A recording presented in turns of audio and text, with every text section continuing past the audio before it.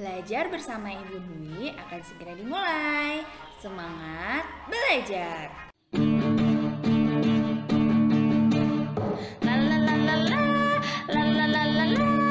Belajar bersama Ibu Dwi.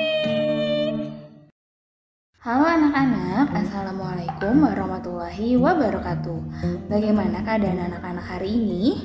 Ibu Dwi harap anak-anak tetap sehat, semangat, dan ceria.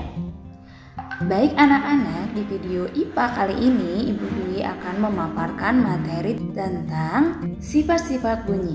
Sifat-sifat bunyi. Yang pertama adalah bunyi dapat merambat. Bunyi dapat didengar hingga ke telinga karena terjadi proses perambatan bunyi.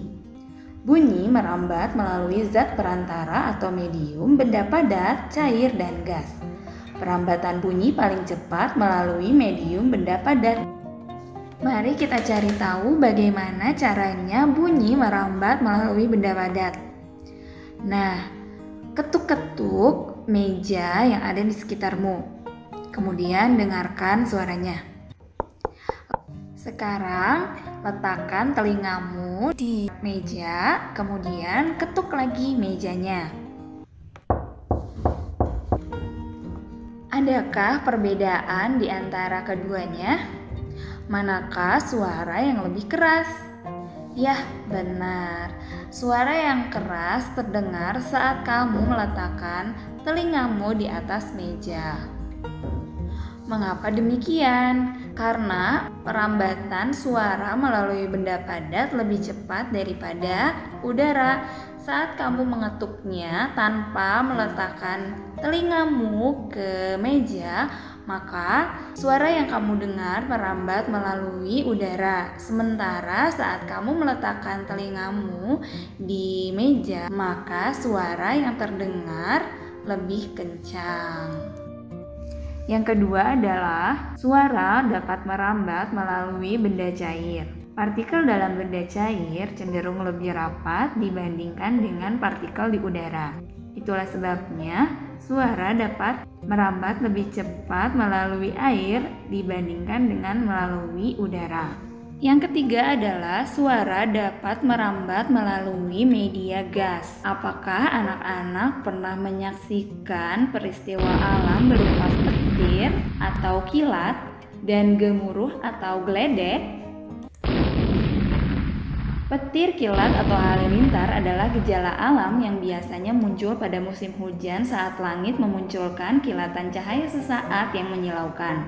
Beberapa saat kemudian disusul dengan suara menggelegar yang disebut guruh atau geledek.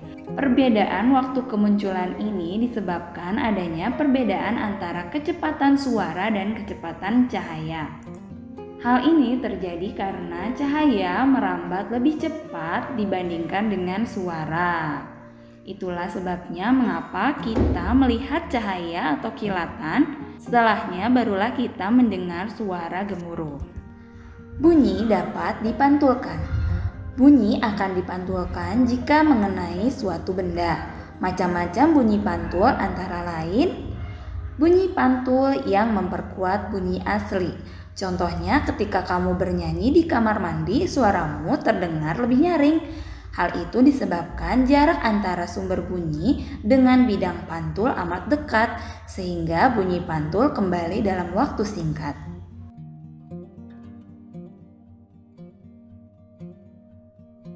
Gema adalah bunyi pantul yang muncul setelah bunyi asli selesai dikirim.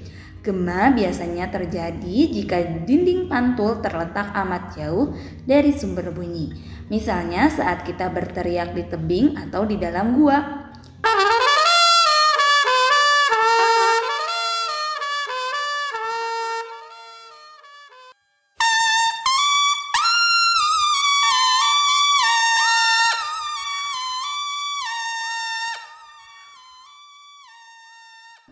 Gaung adalah sebagian bunyi pantul yang terdengar bersamaan dengan bunyi asli, sehingga bunyi yang terdengar menjadi tidak jelas.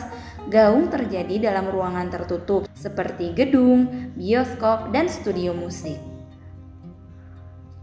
Untuk mencegah terjadinya gaung, ruangan dapat dilapisi dengan bahan-bahan yang dapat meredam suara seperti kapas, busa, atau gabus. Pemantulan bunyi terjadi karena gelombang bunyi menabrak bidang pantul. Kemudian gelombang bunyi tersebut dipantulkan oleh bidang pantul. Akan tetapi, tidak semua bunyi yang mengenai bidang pantul akan dipantulkan. Ada sebagian bunyi yang diserap dinding pemantul. Kemampuan suatu permukaan dalam memantulkan bunyi tergantung pada keras lunaknya permukaan. Dinding gedung pertunjukan musik dilapisi dengan bahan peredam suara seperti karpet untuk mencegah gaung yang dapat mengganggu kenyamanan pertunjukan.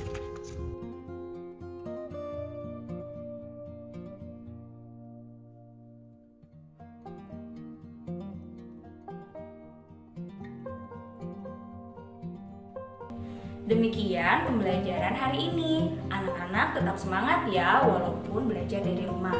Ingat juga 3M, memakai masker, mencuci tangan dengan sabun dan air mengalir, dan menjaga jarak. Dari Ibu Dwi cukup sekian. Assalamualaikum warahmatullahi wabarakatuh. Dadah.